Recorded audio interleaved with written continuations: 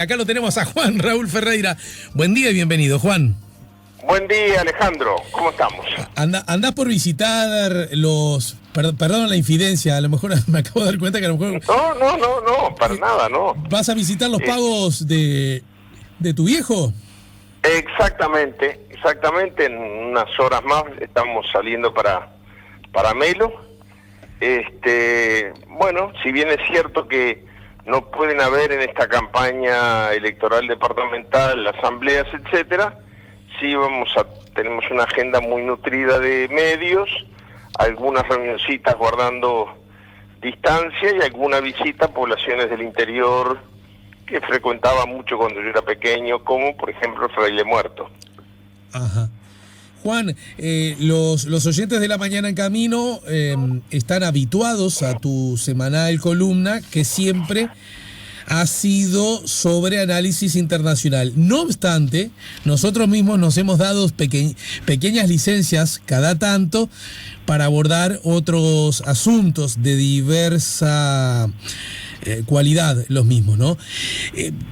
A mí me parece muy interesante, muy necesario. Sería un error, me parece, de comunicación, no teniéndote a ti como es director y fundador de la Institución Nacional de Derechos Humanos, que no nos hables desde la perspectiva formal acerca de las competencias de la misma, porque, bueno, han estado sometidas como a una especie de constante y muy intensa mirada crítica, lo que es legítimo, porque todos tenemos derecho a miradas críticas, pero que incluso poniendo en duda cuáles son los verdaderos alcances de la misma, ¿no?, de la institución. ¿Nos ayudás en esa tarea? ¿Cómo no? Pero además no deja de ser, me parece que sí, que se impone, pero además no deja de ser un tema internacional porque Uruguay crea su Institución Nacional de Derechos Humanos fruto de circunstancias internacionales. Primero, la firma del tratado internacional que las crea. Segundo, su adhesión a los principios de París, que es la que los rige. Y tercero, el fallo de la Corte Americana de Derechos Humanos, que ese sí es vinculante, es decir, es obligatorio, sobre el caso Gelman, donde además de la reparación a la familia Gelman, se expresa, por ejemplo, en el sentido de que Uruguay tiene que asumir su responsabilidad y pedir perdón por la violación de los derechos humanos en la época de la dictadura. Eso se acató. Curiosamente, al que le tocó hacerlo fue al el entonces presidente Mujica, que no era responsable de esos crímenes de lesa humanidad, sino que estaba justamente preso en circunstancias muy especiales para mal. Pero bueno, es el Estado el responsable. Esto es muy importante para marcar que no hay posiciones personales, que no es el presidente tal, el ministro fulano. Cuando el Estado asume responsabilidades, las asume el Estado, y los ministros y los presidentes que estén de turno y pasajeramente tienen que acatar. Uh-huh. Entonces, la Institución Nacional de Derechos Humanos se crea en virtud de una ley que fue aprobada por unanimidad, incluso fue modificada un año más tarde por unanimidad antes de que se creara la institución, y como me imagino que a lo que nos estamos refiriendo es al conflicto que hay entre la institución y el Ministerio del Interior, en ambas oportunidades el actual Ministro del Interior votó a favor de la creación del instrumento. Bueno, ¿qué es lo que dice la ley y el tratado internacional que las ampara y el fallo de la Corte Americana de Derechos Humanos que le pide a Uruguay que la ponga en funcionamiento a la brevedad posible?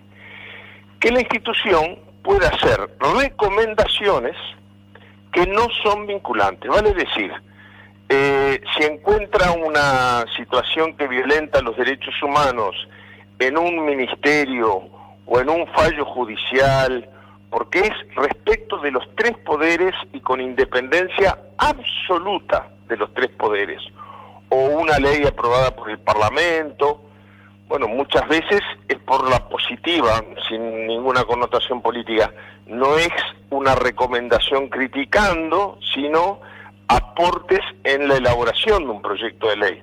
Así ocurrió, por ejemplo, en la ley de salud mental, donde la Institución Nacional de Derechos Humanos jugó un papel fundamental en armar el grupo de trabajo técnico que asesoró a la comisión parlamentaria que la redactó. Bueno, entonces los fallos no son fallos, son recomendaciones, y como la palabra misma lo dice, no obligan. Uh-huh. Ahora bien, hay que distinguir dos cosas. Una cosa es si el Ministerio del Interior, por ejemplo, recibe una recomendación y no la quiere acatar, no está obligado. La sanción es meramente moral y de opinión pública, pero la institución recomienda, y como no son vinculantes, la comisión, el ministerio puede decir, voy a seguir la recomendación de la institución o no. Eso es distinto, Alejandro, a que un ministro diga, no voy a reconocer las recomendaciones de la institución. Puede no seguir una recomendación... Afina esa idea, así nos queda claro. Claro. Por ejemplo, voy a razonar por el absurdo. El ministro del Interior pinta de naranja el ministerio. La institución dice, le recomiendo pintarlo de otro color. El ministro dice, no voy a hacer caso porque eso no tiene nada que ver con los derechos humanos, Ahora, el ministro lo que no puede hacer es desconocer la existencia como un órgano no vinculante. Es decir, no puede decir, y de aquí en adelante no voy a aceptar ninguna recomendación, porque eso es desconocer las competencias de la comisión, de la institución, y desconocer las competencias de la institución es violar los tratados internacionales, o sea, el derecho internacional público, violar el fallo de la Corte Americana de Derechos Humanos y violar la ley que él mismo votó, aunque no lo hubiera votado, ¿no? Las leyes tienen vigencia independientemente de quién las votó. Pero es curioso porque el ministro hace hincapié en que no le va a reconocer competencias, eso está establecido en Uruguay no solo por los tratados, sino por ley, y además en, un juicio de valores muy negativo hacia los integrantes de la comisión que él votó. El actual ministro los votó, aunque no los hubiera votado. Pero no deja de llamar la atención esa gran contradicción. Los 5 integrantes de la Institución Nacional de Derechos Humanos fueron acordadas por los partidos políticos que estaban en sala y fueron electos por unanimidad.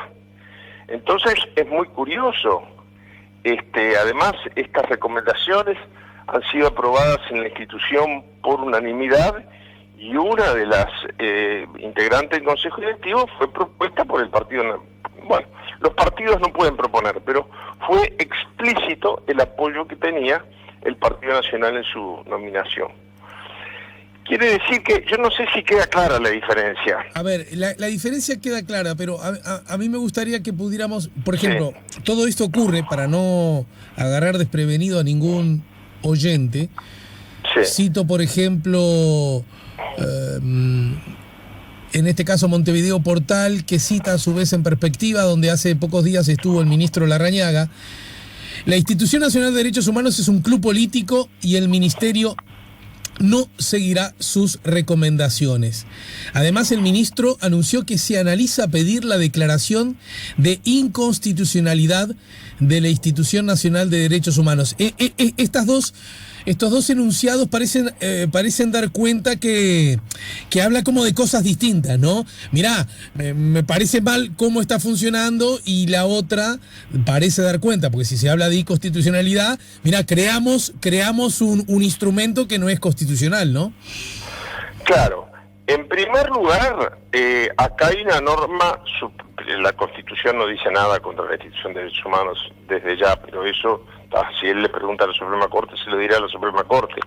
Es más, la Suprema Corte de Justicia fue invitada a participar de la discusión del proyecto de ley que crea la Institución Nacional de Derechos Humanos, y no solamente dio una opinión favorable, sino que colaboró mucho, hizo muchos aportes sobre cómo debería de instrumentarse su funcionamiento.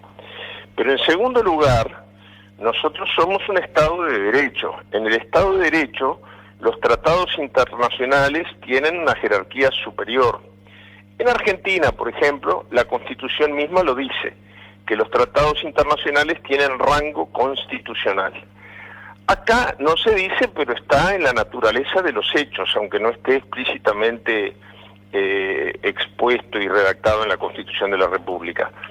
Si hay un conflicto de intereses, que no es el caso, entre la Constitución y un tratado internacional, y rige el tratado internacional, si no Uruguay no podría firmarlo y mucho menos ratificarlo, porque no nos olvidemos que los tratados internacionales los firma el titular del Poder Ejecutivo, pero no entran en vigencia en el país hasta que no sean aprobados y ratificados. Hay que ratificarlos en las dos cámaras y luego entregar en el organismo pertinente los instrumentos de ratificación. Entonces, tanto la Convención Americana de Derechos Humanos como la Convención contra la Tortura, Malos Tratos y demás, la tortura, los tratos inhumanos y degradantes,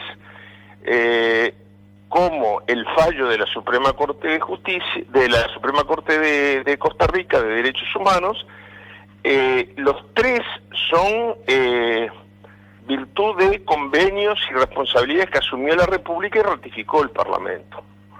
Pero además, lo extraño de las declaraciones del ministro, podemos saber qué es lo que puede pasar a nivel internacional con esto. Lo extraño de las manifestaciones del ministro es que él votó todos estos instrumentos.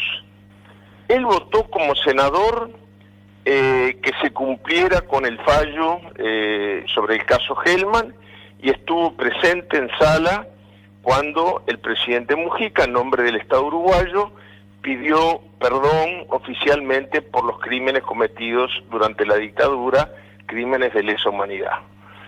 Segundo, él votó la ratificación de la Convención Americana de Derechos Humanos y la Convención contra la Tortura, que es la que establece la creación de estas instituciones. Él votó la adhesión de la República a los principios de París, que son los que rigen a las instituciones de derechos humanos. Él votó a los 5 titulares que hoy se desempeñan como directores de la Institución Nacional de Derechos Humanos. Entonces, repito, la ley no hace distinción en si un legislador votó o no para que cuando sea ministro tenga que acatar el ordenamiento jurídico. Pero, ¿cuál es ¿de dónde sale esto? Se molestó porque le hicieron una recomendación que no le gustó. En ese caso, lo que la ley, los tratados internacionales y los principios de París establecen es que él pueda decir, bueno, esa recomendación no la voy a cumplir. Juan. ¿Por qué? Sí. No, porque termina el enunciado. No, porque los fallos, repito, que se llaman recomendaciones, son eso, y por lo tanto no son vinculantes, son recomendaciones que se pueden hacer incluso dentro de un juicio. Esto muy poca gente sabe, pero hay un juicio que tiene una importancia vital para el ordenamiento jurídico, por la atención pública, por lo que sea. La Institución Nacional de Derechos Humanos puede participar en forma no vinculante, pero puede participar en el expediente. Se llama amicus curiae, que quiere decir en latín amigo del juez. Entonces interviene y hace recomendaciones que quedan en el expediente judicial. Es decir, la institución tiene, de acuerdo a los principios de París que la rigen, las facultades de hacer recomendaciones aún en el tratamiento y discusión de un fallo judicial, en un expediente, en un juicio.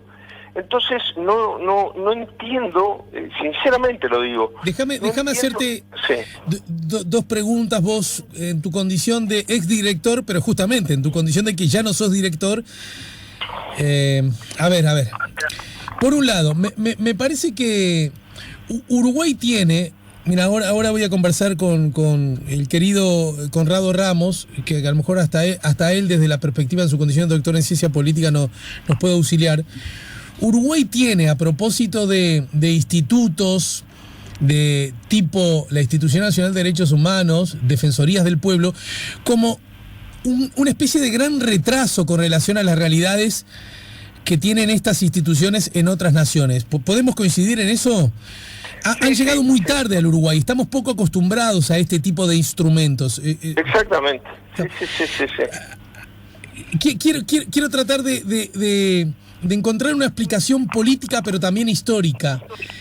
por definición, las instituciones de defensa de los derechos de los ciudadanos vienen en el escenario político, lo digo haciendo uso de una especie de licencia poética, vienen a molestar, a escorchar, como decía mi vieja cuando yo era gurí, ¿no? Esa es su función.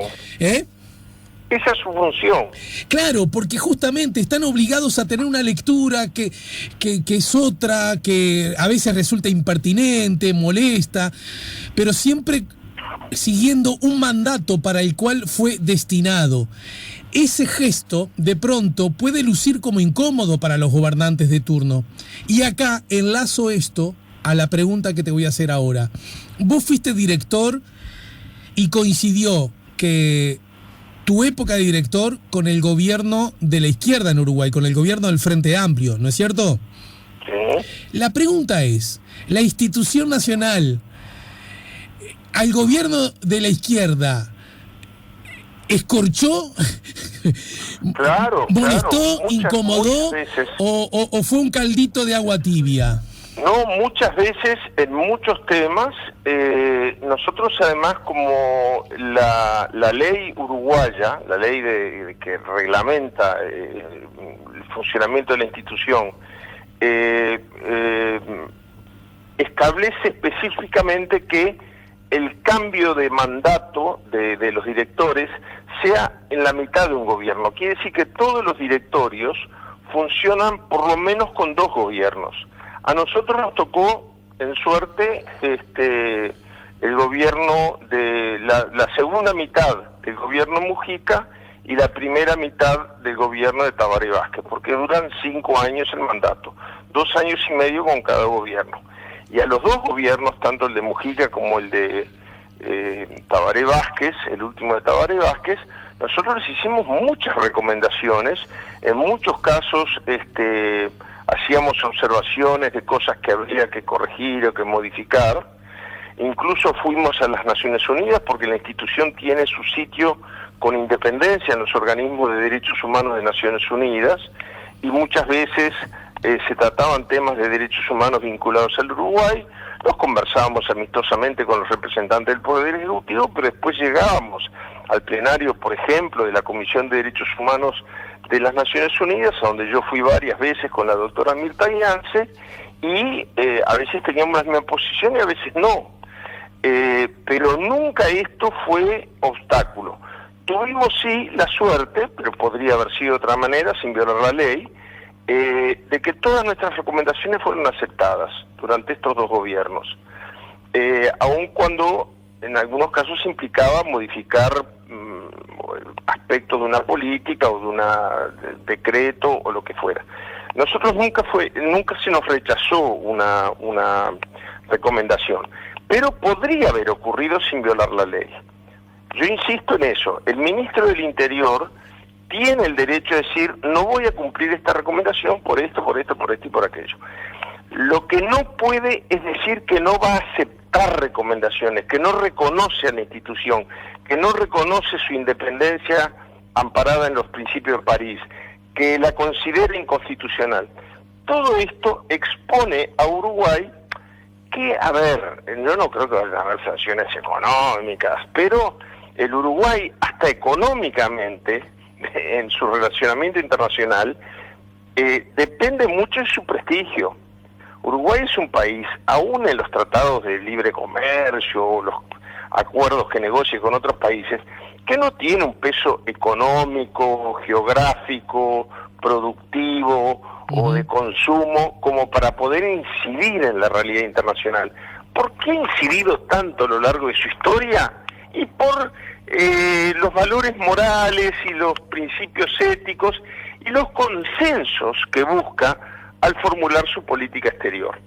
Acá Uruguay se expone, primero una muy mala imagen porque apenas se conocieron las declaraciones del ministro del Interior desde la oficina de la alta comisionada para Derechos Humanos de las Naciones Unidas, hubo un llamado telefónico para expresar el total respaldo a lo actuado por la institución. Si las Naciones Unidas ya dio un primer pasito, pueden haber pasos posteriores. algunos de ellos no vinculantes, no obligatorios, pero que no tendrían precedentes en la historia del Uruguay. Uno de ellos, por ejemplo, puede ser un pronunciamiento con la debida recomendación del examen preventivo universal que en materia de derechos humanos se somete en todos los países cada 2 años. A mí no me llamaría la atención que después de esto, una de las recomendaciones que las Naciones Unidas haga, o alguno de sus Estados miembros, o todos sus Estados miembros, o la mayoría de sus Estados miembros, sea, bueno, que cuide en el futuro darle a la institución el lugar que el ordenamiento jurídico uruguayo e internacional le han dado. Bien. Pero también pueden haber pronunciamientos de la Comisión de Derechos Humanos, pueden haber pronunciamientos de la Oficina del Secretario General, todos ellos con el valor de su peso moral.